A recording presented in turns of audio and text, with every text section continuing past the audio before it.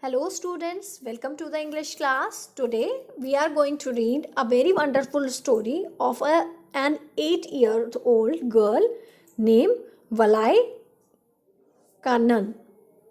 Okay, whose is been called by love Vali. So the name of the lesson is Madam Rides the Bus. So in this story, the Vali, the girl, the 8-year-old girl is Madam.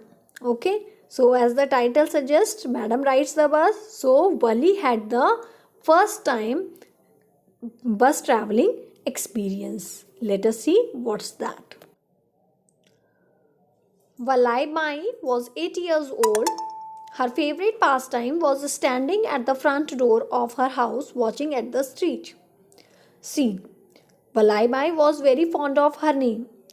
Is there indeed anyone in this world who doesn't like his or her own name?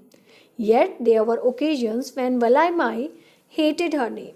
This was when the other girls teased her by singing, Valaime, is your husband away? Valaime, why did he go away? On such occasions, she wouldn't know how to say. Her eyes would fill with tears and she would make faces at them. So, this girl was quite a cheerful girl of 8 years old. So, she used to enjoy her life. Okay, her favorite pastime was standing at the front door of her house and she used to watch at the street scenes. But many a times she get irritated when her friends just make fun of her name.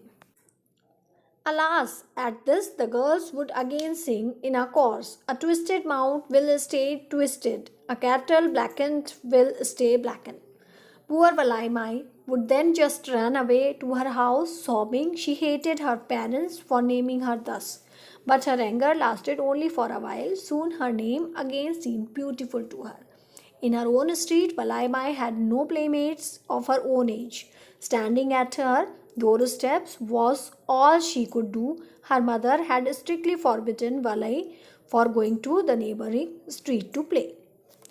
So, Vali doesn't have any playmates in her own street, and her mother has strictly asked her not to go in another street to play with the children. So, therefore, she just remained standing on the doorstep and just watch the activities of the street. But standing at the front door was by no means inferior to any of the elaborate games with which other children played. It enabled her to have so many new unusual experiences. Those were the days when the English had not yet left India. Once an English soldier passed through the village, such fair skin he had, such nice clothes he wore. Women vied with each other to have a glimpse of him. Some children, however, and some of the grown ups too were scared and hid inside. So, when she used to stand at the doorstep, she saw an Englishman. Their house on seeing him, but not Valaimai. You know what she did? She clicked her heels and saluted smartly, saying salam. He turned back and smiled at her. Good morning, he said, and went his way. After that, Valai's joy knew no bounds. She shouted, she jumped, and she danced about. She boasted to everyone that an Englishman had spoken to her. Very brave, this one, said many. Her importance among the people in the street increased considerably. It is true that ordinarily there wasn't much traffic on the street where she lived. Yet it was by no means a street where nothing happened. One could see now and then one of the people who lived on the street going forth on some errand or the other. Occasionally, a bullock cart would pass by, its wheel creaking and groaning for want of oil. The bells tied around the neck of the bullocks made a gentle tinkling sound. Sometimes a dog would dart across the street, pretending to be very busy. Suddenly, it would slow down, sniff around, and then lift a leg to wet some wayside plant. Then it would again rush back down the street as though it had forgotten somewhere and wanted to fetch it. And then, of course, one had the beggars, the street vendors. Yes, there was no dearth of entertainment for Wali watching from. Means everything which usually a street consists of were present there in the street where Wali lives. Her doorstep all day long. The most fascinating thing on the street was the town bus, which passed by every hour, once going up and once going down. The sight of the bus, filled each time with a new set of passengers, was a source of unending joy to Valaimai. She watched it day after day, and one day a tiny wish entered her tiny head. She wanted to ride in the bus at least once. The wish grew and grew till it became very strong. Wali would look wistfully at the people who got on and off the bus. When it stopped at the street corner, their faces would kindle in her 100 odd longings, dreams, and expectations. Whenever any of her friends boasted to her about traveling to the city in the bus and tried to describe the sights there, Wali felt extremely jealous. Proud, proud, she would shout in English, though Wali and her friends did not understand the meaning of the word, they used it freely. Over many days and months, Wali listened carefully to the conversations between the occasional visitors to the town from her village and the regular bus goers. Talk about the various small details connected with the bus journey. She also learned a few things by asking some of them questions. The city was 6 miles from her village. The bus fare one way was 30 paise.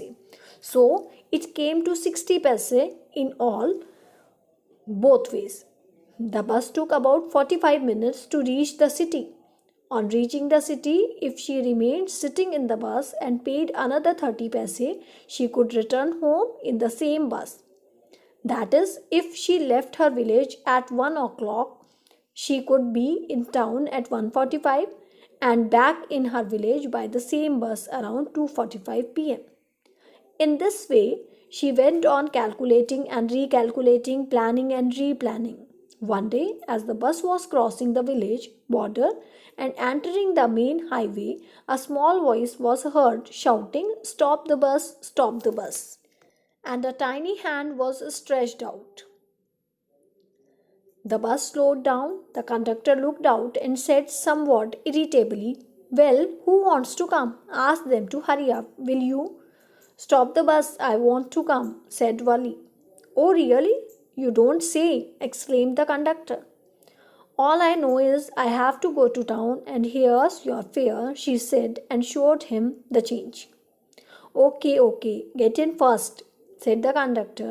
He gently lifted her up into the bus. "Take, I am climbing in myself." "Why should you lift me?" The conductor was jolly sort. "Oh, madam, don't be angry. Please be seated here," he said. "Everybody make way. Please, madam is coming." So, as we have read that Wali just developed a desire to ride in a bus, and gradually she collected information for that, and one day she just caught the bus, and there she behaved very maturely and didn't took help of the conductor even to climb in the bus. It was the slack hour for traffic, and there were only about 6 or 7 passengers on the bus. They were all staring at Wali, and they laughed at the conductor's words.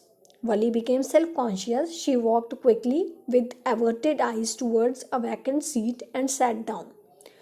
"May we start, madam?" asked the conductor, for smiling. He blew his whistle twice. The bus roared and moved forward. It was a brand new bus. It was painted white on the outside with a few green strips. Inside, the overhead bars shone like silver right in front, facing her with a beautiful clock. The seats were soft and luxurious. So, the interior of the bus was is explained here how the bus looks. Then Wali gobbled everything up with her eyes. The canvas hanging outside the windows partially hid her view, so she stood up on the seat and kept staring out. The bus was now traveling along the bank of a canal. It was a very narrow strip of road. On one side was the canal, and beyond it, acres and acres of green fields. Green, green, green, as far as the eyes could see. Oh, it was all so wonderful. Suddenly a voice spoke, and she was startled. Listen, child, the voice said, don't stand like that, sit down. So someone stopped Wali to stand on the seat. She sat down and saw who it was. It was an elderly gentleman who had spoken out of concern, but his words irritated her. Nobody is a child here, she said. I have paid the full fare. The conductor too intervened. Oh, this is a big madam, sir. Could a child ever pay her own fare and travel to the town on her own? Wali shot an angry glance at him and said, I am not a madam, remember, and you have not given me my ticket yet. Remember, the conductor said, mimicking her tone, and everyone laughed. She too joined in the laughter. The conductor punched a ticket and handed it to her. Sit comfortably. Why do you have to stand after paying for your seat? I like it better, she said. If you stand, you may fall and hurt yourself when the bus takes a sharp turn or if there's a sudden jerk. That's why I asked you to sit, child. I'm not a child, I tell you, she said irritably. I'm 8 years old. Of course, how stupid of me, 8 years, my. The bus stopped. Some new passengers entered and the conductor got busy. When the conductor got busy in himself at that time, while Wali sat down, afraid of losing her seat, an elderly woman came and sat near her. Going alone, dear? She asked Wali. As the bus started, Wali found her absolutely repulsive. Such big holes she had in her ears, and such ugly looking ornaments in them. The smell of tobacco from her mouth and the beetle juice which threatened to spill out any moment. Oh, yes, I am going alone, and I have got my ticket, she said, very curt and dignified. Yes, going to town. She is 30 paise ticket, said the conductor. Oh, why don't you mind your own business? Wali retorted. But she laughed all the same, and the conductor laughed too. Then the lady asked her, is it proper for one so young to come out alone? The woman continued her drivel. Do you know where you have to go in the town? Which street? Which house? You need not bother about that. I know everything, Wali said, and she turned her face towards the window and started looking out. This was her first journey. Oh, what careful, painstaking plans she had had to make for her journey. She had to carefully collect all the stray coins that came her way, resisting the impulse to spend them on peppermints, toys, balloons, and so on, till they added up to 60 paise. It was indeed a great ordeal, particularly one day at the village fair when she had to stifle a strong desire and strong urge to ride on the merry-go-round, even though she had the money. After solving the money problem, her other problem was slipping out of the house without mother's knowledge. But this she managed without much difficulty. Every day after the midday meal, from 1 p.m. to about 4 to 4:30, her mother slept. Wali had always used this time of the day for her excursions. within the village, and today she was using it for her excursion outside the village. The bus moved on, now cutting across a bare landscape, now rushing past a tiny hamlet or an odd wayside shop. Sometimes it looked as if it was about to gobble up another vehicle coming from the opposite direction, or even a pedestrian. But lo, it passed them smoothly and went on ahead, leaving them quickly behind. Trees came running but stopped as the bus went nearer and stood helpless. Suddenly she clapped her hands with glee. A young cow, tail in the air, was running very fast right in the middle of the road, right in front of the bus. The more the driver blew his horn, the more frightened it became and galloped the greater and greater speed. This was somehow very funny for Wali, and she laughed and laughed till there were tears in her eyes. So, you can see the excitement of an 8 years old child, how she behaved. So, every child, if in place of Wali, any other child will travel alone, he or she too will behave just like that, because first time she has came outside. So, hey, that's enough, lady, the conductor said. Keep some for tomorrow. At last, the cow moved away. So, when in their way, a cow came and it was jumping very high, it was galloping. So, with the blowing of horns, it reacted. So, Wali got very happy and she just enjoyed that scene. So, after some time, the cow moved away from the road and their bus just started moving. And then the bus reached a level crossing. The train appeared as a speck in the distance, became bigger and bigger as it drew nearer, and rushed past the gate with a tremendous roar and rattle, shaking the bus. The bus, moving on, reached the rail terminal. From there, it travelled through a busy, well laid out shopping avenue and entered a still larger thoroughfare. Such big, bright looking shops, such a glittering display of clothes and other articles. Such a big crowd. Wali, dumb with wonder, gaped at everything. So, when the bus reached the sit down, so Wali noticed everything was quite wonderful or amazing for her, because she has seen the town first time. The bus stopped and everyone got down. Hey lady, aren't you getting down? That's about all for your 30 paise, she said. The conductor. I am going back in the same bus, she said, taking out another 30 paise from her pocket and giving him the change. What's the matter, hey? Nothing, I just felt like having a ride in the bus. That's all. Don't you want to see the city alone? Oh, mother, I am afraid, she said. Her tone and gesture amused him no end. But you weren't afraid to come in the bus, he said. So, when they reached to the town, the conductor asked her, you just get down, the town has arrived, town has came. So, Wali said, no, I will go back in the same bus to the village. So, conductor asked her, why did you come? Then she said, just to have a ride in the bus. So, the conductor asked her, don't you want to see the city if you have reached here?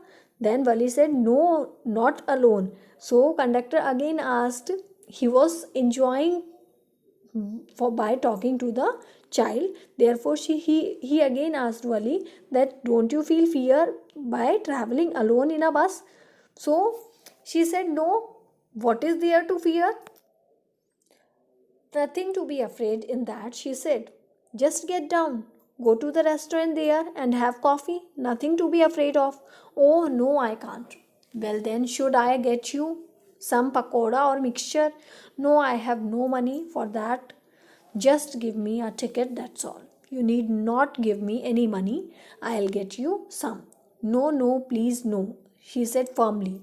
At the scheduled time, the bus started again. There wasn't much of a crowd. Won't your mother search for you? Asked the conductor.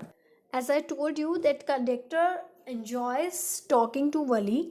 Therefore, he asked Wali to get something to eat or drink from the nearby restaurant. But Wali said, no, I don't have much money. So he also offered that let me bring something for you. Then Wali firmly say no for that. Then she just asked for the ticket for herself. Then the conductor shows concern towards her and again asked her that whether were your mother or parents were not worried or they were not searching you, and he gave her the ticket. So he just asked that whether your parents will be worried about you, or you have informed them that you have came here, because conductor was quite sure that no parent can allow an 8-year-old child to travel alone in a bus. No one will search for me, she said. Again, the same wonderful sights, she was not bored at all. She could enjoy every sight with the same excitement as the first time. But suddenly, oh, look, that young cow! It was lying dead on the road, struck by some other vehicle which had passed that way. What a few minutes ago, a lovable, beautiful creature, now suddenly losing its charm and vivacity, lay looking, oh, so horrible, so frightening, legs spread eagle, a fixed stare in the eyes, blood all over. Oh, how very sad. So, on their way back to the village from the town, Wali noticed that the cow, which was giving entertainment, providing entertainment to Wali earlier when they were coming towards the town, now she saw that some vehicle had hit that cow, and that cow was lying dead on the road. So she was saying that that beautiful lovable creature is now looking quite horrible and frightening. Her legs are spread and her eyes are not blinking. They are having a fixed stare and blood is all over there. And the same cow which ran ahead of us when we were coming, conductor, she asked. She was confirming that from the conductor, that is this cow the same one? The conductor nodded, means the conductor said yes. The bus moved on. The memory of the same cow haunted her and damped her enthusiasm. She had no more desire to glance out of the window and savor the sights. She remained glued to her seat. So Wali was quite afraid, and therefore she couldn't gather the courage to look outside the window, because earlier she was enjoying all the sights, but now the memory of that dead cow was there in her conscience, and therefore she could not gather the courage to look outside the window. The bus reached her village at 3:40. Wali stood up, yawned, and stretched herself and said goodbye to the conductor. Well, see you soon. See you then, sir. So Wali just stepped out of the bus at 3:40 when they reached to the village. Okay, madam, whenever you feel like a bus ride, come and join us, and don't forget to bring the change for your fare, he said. And she entered her house. As she entered her house, she found her mother awake and talking to someone. It was the auntie from South Street, a real chatterbox. She was never closing her mouth once she opened it. And where you have you been? Said auntie when she saw Wali. It was a casual remark made without the expectation of a reply. So Wali just smiled and the conversation of the elders continued. You are right. So many things happen in our midst and in the world outside. Are we able to know about all these things? And even when we think we know about something, are we able to understand it completely? Wali's mother was saying. Yeah, Wali said. What's that? Her mother asked. I was agreeing with what you said about things happening without our knowledge. A chit of a girl. She is, and yet look how she pokes her nose in the conversation of elders as though she was a big lady, said Auntie. Wali smiled to herself. She had no great desire that they should understand that smile in any case they could ever could they. So when Vali reached her home, she saw that her mother was not sleeping. She was talking to some auntie who belonged to South Street, and that auntie was quite talkative, and therefore she has called her chatterbox. And the mother didn't ask Vali that from where she is been, but auntie asked her that from where she is coming from. And casually she just asked without expecting any reply from Vali's side. And Vali just smiled, and all of a sudden the mother, while talking to auntie, she just said that many things happen around us but we can't understand everything, and many of the things does not happen just according to us. So Vali just agrees to it, and when mother asked that what did you say, then auntie says that this is not a good habit. She is just an 8 years old girl and she pokes her nose in the elders talk. So Vali just smiled and she doesn't want to give any sort of clarification to auntie, and because she think that they won't understand that why they smile, because the experience of life and death, whatever Vali has gained, no one can explain, or even Vali can't make them understand that experience. Okay, so this is all the lesson. I hope you all have liked it. Read the lesson once again so that you will understand it well. Thank you.